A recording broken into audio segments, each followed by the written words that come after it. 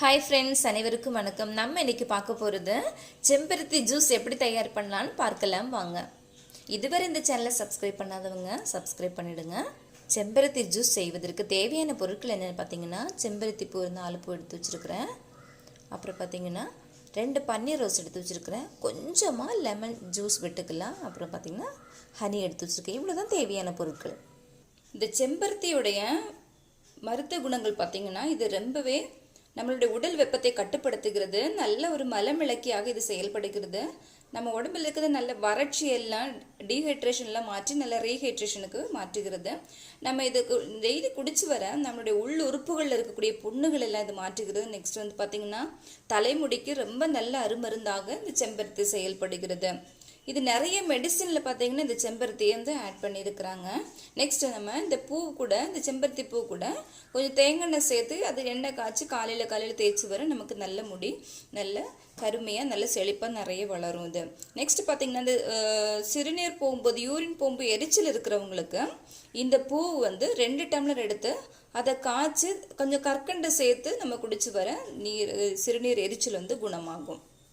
அப்புறம் பார்த்தீங்கன்னா இந்த பூ வந்து மாதவிடாய் கோளாறுகள் இருக்குதான லேடிஸ்களுக்கு இந்த பூவை காய போட்டு நல்லா பொடி பண்ணி ஒரு 7 நாளைக்கு வெறும் வயிற்றில் குடிச்சு வர மாதவிடாய் கோளாறுகள் எல்லாம் சரியாகும். நெக்ஸ்ட் இருதய நோய் இருக்கிறவங்களுக்கு, இருதயம் பலவீனம் அடைஞ்சவங்களுக்கு டெய்லி இந்த பூவை யூஸ் பண்ணிட்டு வர இருதய பலவீனங்கள் மாறும்.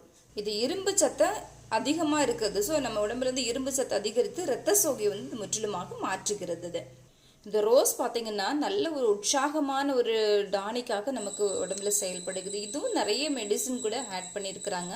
அப்புறம் பார்த்தீங்கன்னா இதுவும் நல்ல ஒரு மலமிளக்கியாக செயல்படுகிறது. இது வயிற்றில் உள்ள புண்கள் எல்லாம் சீக்கிரம் ஆற்றுது. நோய் எதிர்ப்பு சக்தியை வந்து இது வந்து அதிகரிக்குது. நம்ம உடம்புல அடிக்கடி வந்து கொண்டு இருக்குதானே ஏதாவது சின்ன சின்ன நோய்களாக இருக்கும், சடனாக இம்யூனிட்டி பவர் இல்லாமல் வந்து கொண்டு இருக்கும்போது ஸோ இந்த பூவை நம்ம டெய்லி சாப்பிட்டு வர நல்ல ஒரு நோய் எதிர்ப்பு சக்தி இது தரவல்லது. நெக்ஸ்ட் வந்து உடல் சூடை வந்து இது தணிக்கிறது. இது வந்து ஒரு 6 to 8 hours வந்து நல்ல தண்ணியில் ஊற வச்சு இது குடிச்சு வரணும். ரொம்பவே நம்ம உடம்புக்கு ரொம்ப நல்லது. நெக்ஸ்ட் பார்த்தீங்கன்னா இந்த சுகரை கூட வந்து இது கட்டுக்குள்ளே வைக்கிறதுக்கு இது ஹெல்ப்பாக இருக்குது. ஜூஸ் போடுறதுக்கு நமக்கு இந்த மகரந்தம் தேவையில்லை, அந்த காம்பு பகுதியும் தேவையில்லை. நமக்கு இது இதழ்கள் மட்டுமே போதுமானது. அதை மட்டும் நம்ம தனியாக பிரித்து எடுத்துடலாம். நான் இப்போ செம்பருத்தி இதழ்களையும் ரோஸ் இதழ்களையும் நான் தனியாக பிரித்து எடுத்து வச்சுருக்கிறேன்.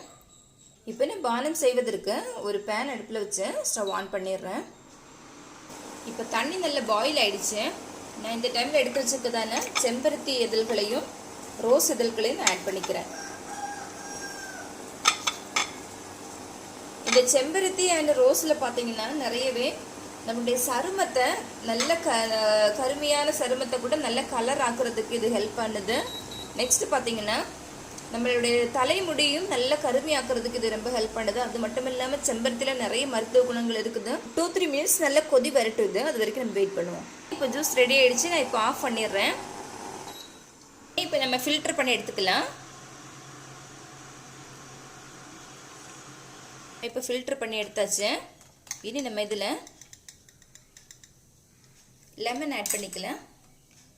லெமன் வந்து நீங்கள் இந்த மாதிரி கட் பண்ணி எடுத்தீங்கன்னா நமக்கு நிறைய நாள் யூஸ் பண்ணிக்கலாம். இல்லாமல் ஆஃபாக நம்ம கட் பண்ணோம்னா சீக்கிரமாக அது இல்லாதாகி போயிடும். ஸோ லைட்டாக நீங்கள் கட் பண்ணிக்கோங்க. நான் லைட்டாக ஒன்று பிடிஞ்சி விட்டுக்கிறேன். நமக்கு இந்தளவுக்கு போதுமானது, நிறைய வேண்டாம் இது. ஓகே, போதும். அப்புறமா நம்ம எடுத்து வச்சுருக்குதானே தேன் கூட ஆட் பண்ணிக்கிறது இல்லை.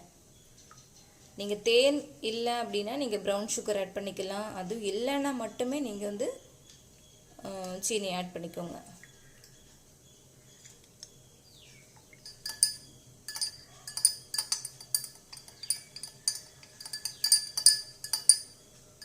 அவ்வளோதான், நம்ம செம்பருத்தி ஜூஸ் ரெடி ஆயிடுச்சு.